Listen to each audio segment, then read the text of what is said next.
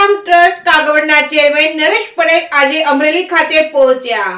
Khodaldham trust કાગવડના chairman Naresh Patel આજે અમરેલીમાં પધાર્યા હતા। આગામી તારીખ 20/12/2023 ને બુધવારના રોજ ખોડલધામ ટ્રસ્ટ કાગવડના ચેરમેન નરેશ પટેલ રાજકોટ જિલ્લાના અમરેલી મુકામે કેન્સર હોસ્પિટલના ભૂમિપૂજન માટે અમરેલી જિલ્લાને આમંત્રણ આપ્યું હતું। ખોડલધામ ટ્રસ્ટ કાગવડના ચેરમેન નરેશ પટેલ આજે અમરેલી દાદા ભગવાન મંદિર ખાતે પહોંચ્યા હતા। રાજકોટ જિલ્લાના અમરેલી ખાતે 250 કરોડના ખર્ચે બની રહેલ અદ્યતન ટેકનોલોજીથી સજ્જ કેન્સર હોસ્પિટલનું 21 જાન્યુઆરીના રોજ થનાર ખાતમુહૂર્તનું અમરેલી જિલ્લાના લોકોને આમંત્રણ પાઠવવા પહોંચ્યા હતા, જ્યાં દીપ પ્રાગટ્ય બાદ પ્રાસંગિક ઉદ્બોધન કરવામાં આવ્યું હતું।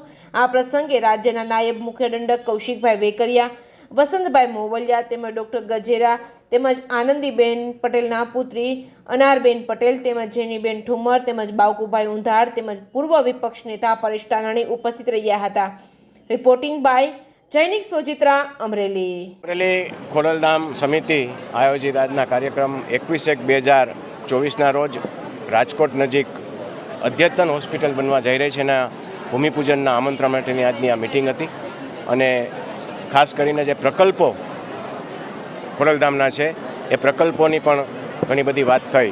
આ હોસ્પિટલ અદ્યતન 200 બેડેડ 250 કરોડના ખર્ચે બનવા જઈ રહી છે, ત્યારે ભૂમિદાન એક સમાજના નાના ભાઈ આપી શકે ને એનું ફીલ થાય કે આમાં પણ અમારું યોગદાન છે, એ માટે ભૂમિદાનની પણ અપીલ થઈ છે। આગામી દિવસોમાં અમરેલીમાં આવો કઈ પ્રોજેક્ટની વિચારણા કરી?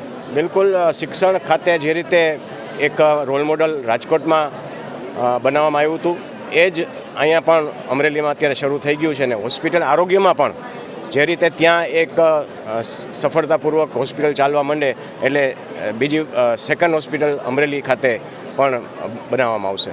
આગામી તારીખ 21/1/2024ના દિવસે રાજકોટ જિલ્લાનું અમરેલી ગામ છે, ત્યાં ખોડલધામના માધ્યમથી અદ્યતન કેન્સર હોસ્પિટલ બનવા જઈ રહી છે અને એનું ખાતમુહૂર્ત 21/1/2024ના દિવસે છે।